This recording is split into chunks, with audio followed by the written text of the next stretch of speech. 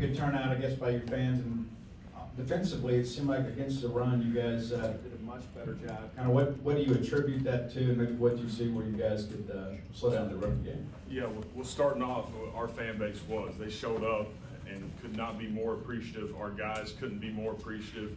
We're going to need them back in the house next Saturday morning, but I can't say it enough.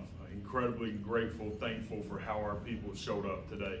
Our run defense, I thought we did a great job of fitting. I thought we did a really good job 90% of the time of getting the guy on the ground. I thought we had 11 hats to the ball, a ton today.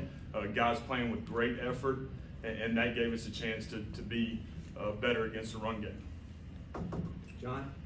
Jeff, they were really successful on third down, especially in that first half. What were you seeing on third down that was kind of allowing Texas A&M to be successful in those situations? Yeah, I thought they did a really good job of throwing and catching. Again, I got to go back and watch it, but they had opportunities to make some plays. They made it. We had some opportunities to get off the field and weren't able to. Again, we've got to continue to be better on third down. We got to be better on both sides of the football. We're not near good enough offensively on third down, then have the issues with short yardage there late in the game to where we got a chance to stay on the field. So it's both sides of the ball, having the ability to clean up and be better on third down. Steve? A couple of big moments there, a couple of drop picks by Mitchell and Ellington, and then the fake punt there. I mean, looking back, how big were both of those? Maybe take us through the decision on the fake punt. The fake punt was huge. It was really a huge turning point in the game.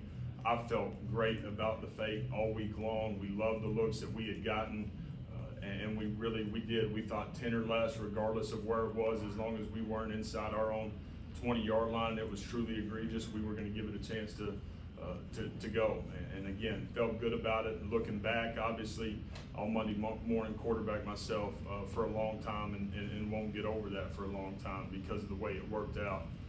We had some chances to make some plays, but again, we got chances to get off the field at times too, right after that. So a ton of frustration in those moments, frustrated, me being aggressive, again, liking the call, and then not having the ability to go get the first down. Coach, you're talking about a lot of things that y'all could have done that would change the direction of the game, and just how close do you feel like you guys are to doing what you want to do, even this year? Again, that's where the frustration lies, and the fine line inside this league of being on the right side of it and on the wrong side of it. All the different plays in the game, in the first quarter, in the second quarter, and then in the second half, that have the ability to change the outcome of the game. And so it's disappointing, it's frustrating. Our guys, again, had incredible belief that we had the ability to go out and win. Being close is not why we do what we do. Getting better every single week is incredibly important as we continue to build the foundation of the program. There's no doubt about that, but finding a way to make the play to win the game is something we need to do. Ben? Felt like in the second half, A&M's pass rush kind of wore down your offensive line, and how do you feel like those guys handle it, as well as Mike also just handling all that pressure that they were bringing? Yeah, I think it was hard on Mike because we were in some third and long situations. We weren't able to run the ball on some early downs like we had in the first half. That created some of the issues, and then they did a great job with their third down package, creating some matchups, and then us not being able to get the ball out of our hands. So we'll go back, we'll continue to look at that. Those were huge plays, momentum plays in the game where we have to have the ability to stay on the field, and we didn't. Sam? It seems like for me at least, each game Michael Van Buren seems to just be better and better. I guess, do you kind of see that too, and what do you maybe attribute that, or how has he kind of improved since he's gotten his first start? Yeah, I think he is getting better and better. I mean, again, this is a young man that's got a bunch of ability that is getting thrown into the fire here as an 18-year-old, and he's had the ability to get better every single week. So incredibly proud of his process, and he's got to continue to play better and better. There were some things in the first half where we got a chance to have some positive plays. They changed the picture on us, did a nice job defensively.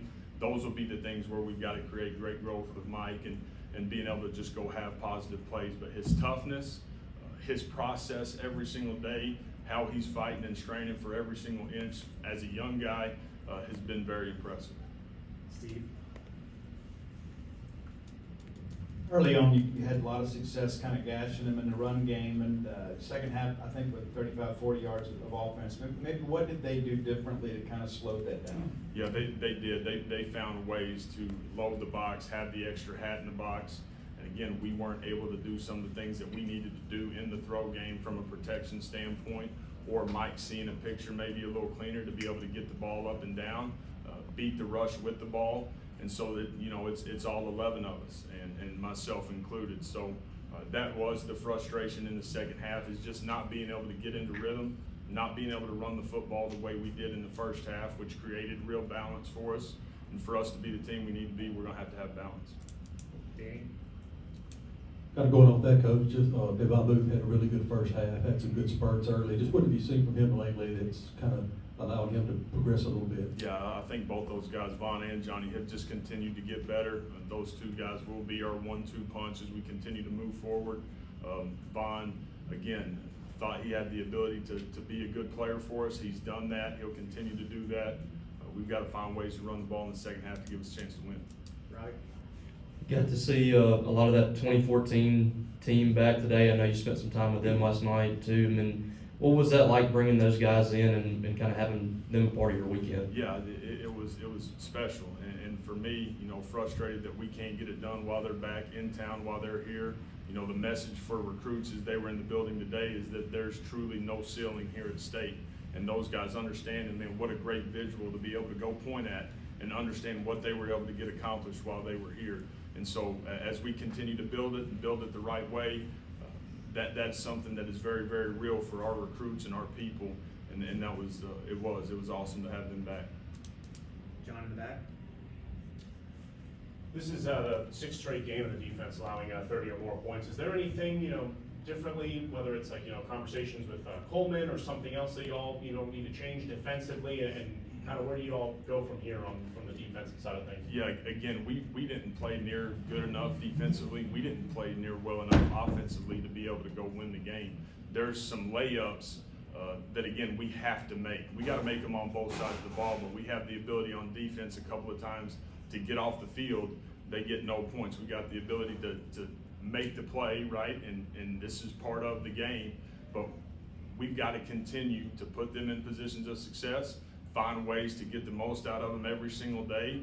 And again, I was incredibly proud and encouraged of how we defended the run tonight. These guys have been running the ball incredibly well. To me, that's what gave us a chance. So we'll continue to stress that. We'll find ways to get better and better. But again, the toughness, the belief, the effort and the attitude that's going on that side of the ball, I'm proud of. We've got to play better. I got to coach better. All right, but that's something that we'll continue to do. Go to Sam, and then we'll close it out with Steve. Do you have any injury updates on Mario Craver and DeMonte Russell? Do not. Yeah, Coach, from our point of view, it does appear your team is getting better, but I know the goal is to win games, not to cover or have a moral victory. But, based on your own assessment, how would you kind of assess their progress these last 3 weeks? Yeah, again, we've gotten better. I don't think there's any doubt about that. I think we're starting to find a little bit of an identity at times. We've got to create more consistency. We've got to be able to go sustain. We've got to make the play that has the ability to change the outcome of the game. All right? And that is the stress. That's the strain. We're going to continue to get better. I want to continue to get better and win. That's why we do what we do. And so that will be important for us moving forward. I said it to the team afterwards. The thing that I hate is these old guys that are in the room that this is their last year. The frustration is that they are helping set a foundation for something that I couldn't be more convicted on where we're going. They're not getting to feel good right now. And so that's where my frustration is I hate that these guys are. They're fighting every single day for State, for us, for me, and they're not getting to feel good. And I want to give them the opportunity to do that, so that hopefully will happen next Saturday.